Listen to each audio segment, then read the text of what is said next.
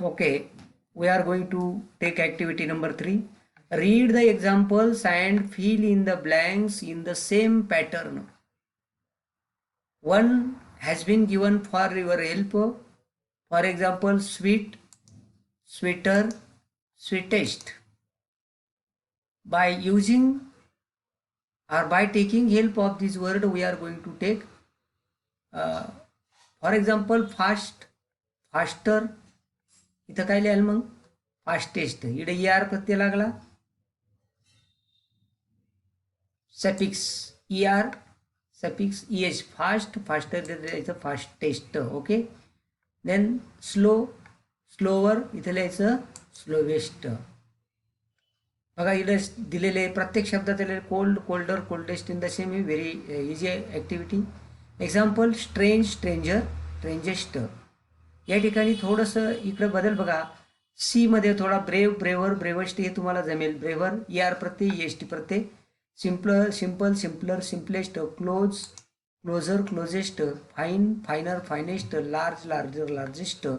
Wise, wiser, wisest. Wise म्हणजे काय? विद्वान किंवा हुशार, क्लेवर. वायझर म्हणजे त्यापेक्षा अधिक हुशार. वायजेस्ट म्हणजे सगळ्यात हुशार. Comparative positive form, positive form, comparative form आणि सुपरलेटिव्ह फॉर्म. आता बघा नॅस्टी, नॅस्टियर हा वाय जाऊन तिथं IER प्रत्यय लागणार आहे. नॅस्टियर NASTIER. त्याच्यानंतर नॅस्टिएस्ट NATIEST. ER आणि EST प्रत्यय लावला की झाली कंपॅरेटिव्ह आणि सुपरलेटिव्ह. IER प्रत्यय लावला की झाली कंपॅरेटिव्ह. EST प्रत्यय लावला की झाली सुपरलेटिव्ह. वायच्या जागी नॅस्टियर. IER कंपॅरेटिव्ह करताना IER समजून घ्या आणि सुपरलेटिव्ह करताना IEST. ओके. ज्या विशेषणाचे विशेषण हे वायने which ends with the consonant Y, ज्याचा शेवट हा वायने होतो त्याला ER प्रत्यय लागताना किंवा EST प्रत्यय लागताना वायचा लोप होतो आणि तिला IER प्रत्यय आणि IEST प्रत्यय लागतोय, लक्षात घ्या. त्याच्यानंतर आता find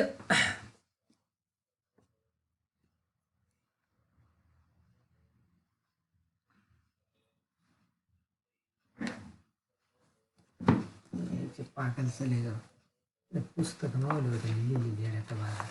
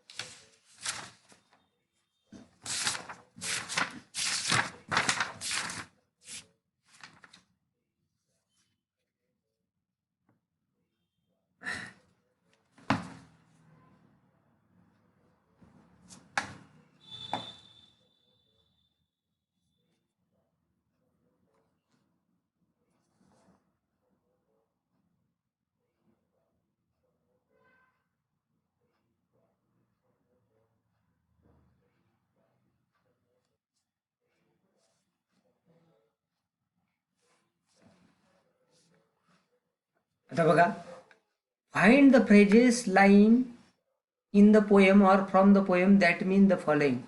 Hope is a light delicate thing. आता या ठिकाणी काय भरायचं आहे बघा. Hope is the thing with feathers, compared with feathers. Hope offers comfort to you. आता या ठिकाणी दिलेलं आहे बघा. Hope is the thing with feathers. त्याचप्रमाणे इथं काय लिहायचं आहे आपल्याला. Hope offers comfort, hope often comforts to your soul that perches. दुसऱ्या ओळीमध्ये दिलेले बघा. अशा पद्धतीने हे रेजेस आहे किंवा त्या याच्यामधून आपल्याला पूर्ण करायचे आहे. वी कॅन, आता activity number 5, we can relate many of our feelings and experiences to events or things in nature. Which of our feelings or experiences can we relate to the following? आता बघा या ठिकाणी darkness, आता dark म्हणजे अंधार, darkness म्हणजे अंधार, कोठडी. Dark is adjective, darkness is noun. आता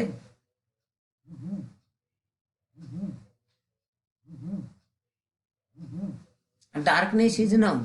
ओके, मग आता या ठिकाणी darkness is compared with loss of hope, loss of hope. Then another one is sunrise. Sunrise म्हणजे काय मग? Turning point. सनराईज म्हणजे सूर्योदय होणे. मग सूर्योदय होणे म्हणजे काय? Compared with turning points in our life. Sunshine to give comfort म्हणजे जीवनामध्ये आशा पल्लवित होणे. अ रेनबो म्हणजे इंद्रधनुष्य. What is good and what is good things and bad things in our lives. Then dark clouds म्हणजे काय? तर temporary hardships or difficulty. A peacock means peacock is compared with happiness. Generally whenever we see a peacock or its picture, generally we become happy. A star means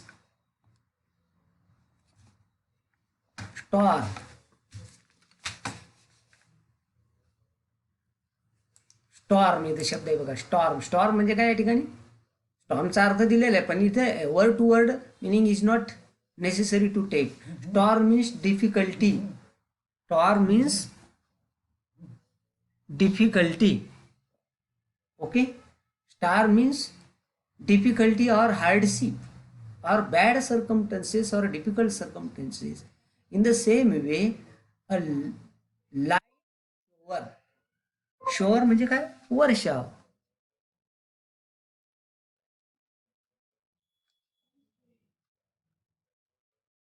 shore म्हणजे वर्षा. आता for example बघा, या ठिकाणी शब्द दिला light slow. Shore means comfortable things. Then earthquake is calamity. Earthquake म्हणजे भूकंप, पण या ठिकाणी भूकंप अर्थ घ्यायचा का? नाही. It is one kind of natural calamity or disaster. पण नैसर्गिक आपत्ती म्हणजेच काय? संकट. मग या ठिकाणी earthquake means earthquake means danger or difficulty. Then dawn dawn means early morning. पहाट. मग या ठिकाणी पहाट हार्बिंजर ऑफ हॅपीनेस म्हणजे काय? हार्बिंजर म्हणजे काय? सीझन, मोसम. देन डस्क म्हणजे इव्हिनिंग. डस्क म्हणजे काय? Evening. unclear things, unhappy things in our life. Flood. What is by mean flood? Flood means प्रत्यक्षात फ्लड या शब्दाचा अर्थ आहे पूर, नदीला येणारा पूर. The river is flowing with full of water. That situation is called flood. Flood म्हणजे पूर. पण या ठिकाणी पूर म्हणजे काय? It is also one kind of natural calamity or disaster. त्याला म्हणतो आपण प्लेंटीफुलनेस. म्हणजे नदीला पूर आला म्हणजे तिकडे आपल्या मनात आनंदाला उधाण येणे अशी ती आहे. त्याच्यानंतर पुढं आहे activity 6, write in a few lines. This is a personal response type question or open ended question. You have to read the question and you have what you are going to do. You are going to describe your surrounding about an experience of your own where you scored in your exams much more that you hope for. What did your experience teach you? म्हणजे तुमचा अनुभव या ठिकाणी लिहायचा आहे. आता या ठिकाणी बघा, language study 7 number. Language study म्हणजे काय? लँग्वेज स्टडी म्हणजे ग्रामर, भाषेचा अभ्यास. आता ह्या कवितेमध्ये 2 अलंकार आपल्याला आलेले आहेत. मी तुम्हाला मागे सांगितलं होतं, metaphor is there, personification is there. आता पर्सॉनिफिकेशन मध्ये म्हणजे काय आपण ते पाहू. This poem is an example of personification. Personification म्हणजे चेतन गुणोक्ती अलंकार, म्हणजे ज्या नॉन लिव्हिंग थिंग्स. बघा या ठिकाणी when we refer to inanimate objects, ideas, emotions as a living thing, it is an example of personification. Here hope is portrayed as a little bird. Hope is portrayed as a little bird. That is, hope is described as a little bird. Describe it in your own words. Find more example. आता याचे काही उदाहरणं पण मी तुम्हाला दिलेली आहे. तसं पाहायचं जर झालं या ठिकाणी तर पर्सॉनिफिकेशनचं पण उदाहरण मी तुम्हाला दिलेलं आहे. निसर्गातील निर्जीव वस्तू बघा, मराठीमध्ये सांगायची, निसर्गातील निर्जीव वस्तू सजीव आहेत अशी कल्पना करणं किंवा त्यांना मानव जातीप्रमाणे ते वागतात असं रूप देणं, म्हणजे त्या ठिकाणी अशा कवितेच्या वाक्यात किंवा चरणात चेतन गुणोक्ती म्हणजे पर्सॉनिफिकेशन हा अलंकार होतो. थोडक्यात एक उदाहरण द्यायचं झालं, चाफा बोलेना चाफा चालेना. आता चाफा हे काय? चाफा म्हणजे काय? It is kind of plant, निर्जीव वनस्पती आहे. पण चाफा बोलेना चाफा चालेना अशी अनेक उदाहरणं आहे. बघा, in this poem hope is described as a bird sitting. मग आता हा पर्सॉनिफिकेशन अलंकार, त्याच्यानंतर मेटॅफर आलेला आहे पुढे. आता या ठिकाणी बघा, in this poem hope is described as a bird sitting in our soul. It means here hope is non living thing. आता होप काय? आपली इच्छा आहे, काही लिव्हिंग आहे का? हे बघा इकडे होप ही नॉन लिव्हिंग थिंग आहे आणि it is describe with living thing. That is by या ठिकाणी म्हणून कोणता अलंकार होतो? या ठिकाणी काही उदाहरणं तिकडे दिलेली आहे, ती आपण पाहणारच आहोत नंतर.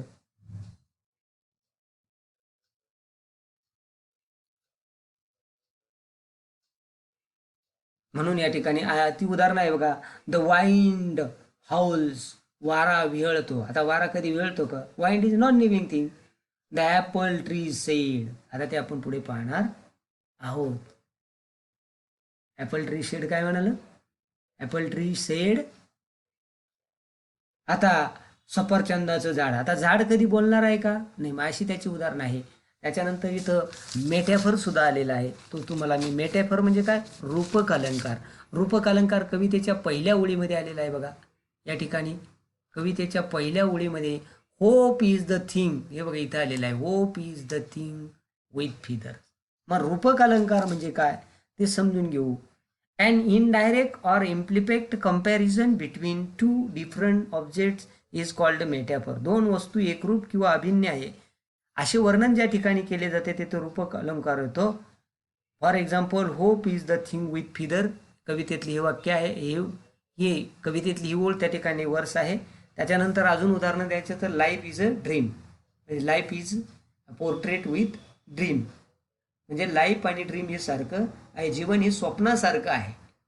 म्हणजे जीवनाला कशाचं रूप दिलेलं आहे? स्वप्नाचं रूप दिलेलं आहे. माय फादर इज लाईक गॉडेस. अशी काही अनेक उदाहरणे या ठिकाणी आपल्याला सांगता येतील.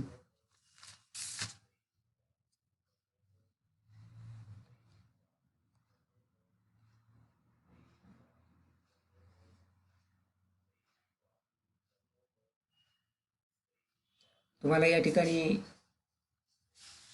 PDF पण दिलेली आहे.